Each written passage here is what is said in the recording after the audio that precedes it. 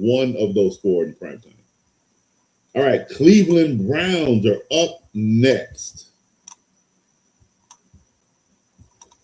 So we have the Cleveland Browns. What do they have? They have two quarterbacks. They're going with, obviously, I think they're going with Deshaun Watson to start. They're already saying Shadur's throwing too many interceptions in training camp. Blah, blah, blah, blah, blah, blah.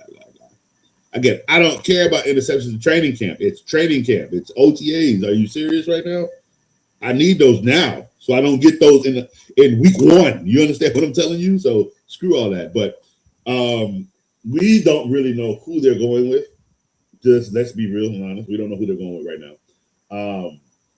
However, depending on who the quarterback is, if you look at the makeup of the Browns, they are a good team. The Browns actually have a fighting squad. They have a running back, young, fresh, ready to go.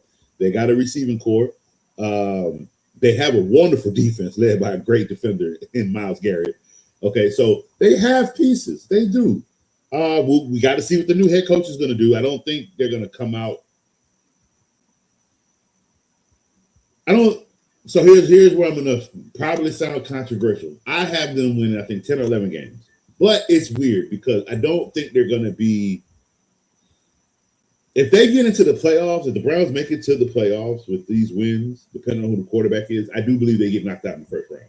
So, and that is because with those 10, 11 wins, I can say they have a pretty easy schedule. Like it's second to none easy. Like it's Jackson outside of the division, right? It's Jacksonville, Carolina, the Jets, Titans, New Orleans, Raiders, Falcons, Giants, Colts. Like this is outside the division. That's who they have to face. Them ain't nobody. And if honestly, with the core makeup of what the Browns have and defensively what the Browns have, they can win all those games against those teams. Like they're not hard teams to play against at all. None of the teams that I just mentioned. Do I have them? Again, that's why I have them with 11 wins because of who they're playing. Jacksonville might be the one that gives them a lot. Obviously, I have them losing that game in week one because I don't have the Browns, picking it up or getting it together in week one.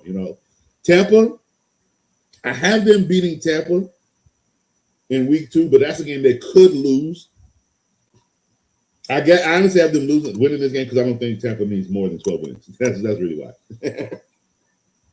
But I also do believe that the Cleveland Browns defensively would actually cause the Tampa Bay Buccaneers to probably turn the ball over and lose the game in that way.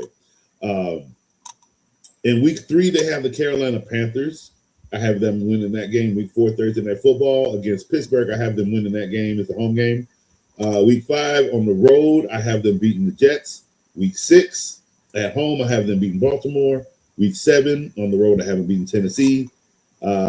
Week 8, Pittsburgh on the road, that's a loss. Week 9 on the road, New Orleans, that's a win. And it's funny, their road wins are easy as hell. They don't have too many, they got Carolina at home, but look at their road wins, right?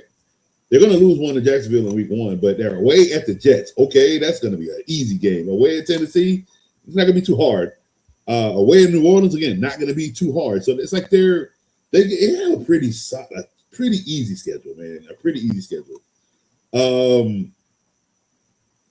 Let's see. Houston at home, I gave them a loss. Bye week in week 11. Week 12 at Vegas. Home against Vegas. That's a win. Week 13. Home against Cincinnati is a win. Week 14. Home against Atlanta is a win. Week 15. Away against New York is a loss. Week 16. Away against Baltimore is a loss. Week 17. At home against Indiana is a win. And week 18. Away against Cincinnati is a loss. And that gives them 11-6. 11-6. 7-1 on the road, but I don't think that's going to stand. I do think they're probably going to flop one of those. Like they're going to lose one of those divisional home games, but they're also going to win one on the road. So I think that's what that.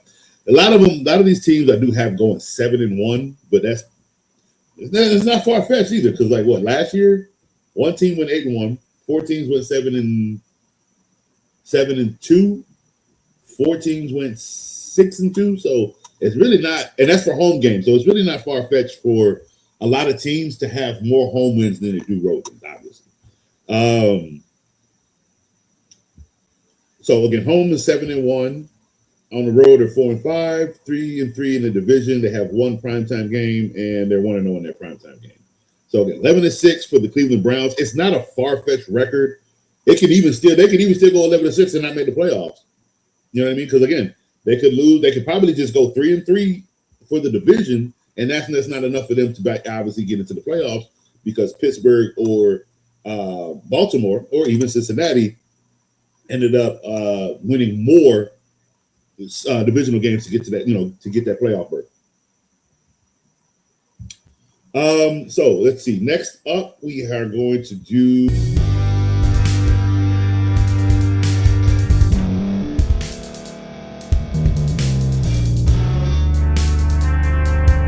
Thank you for staying to the end. If you're watching this on YouTube, please like this video, subscribe, and also hit that notification button so you can be notified next time we put out a video. If you're listening on any podcast platform, subscribe and hit that notification button, y'all, so you can be notified we put out another podcast audio.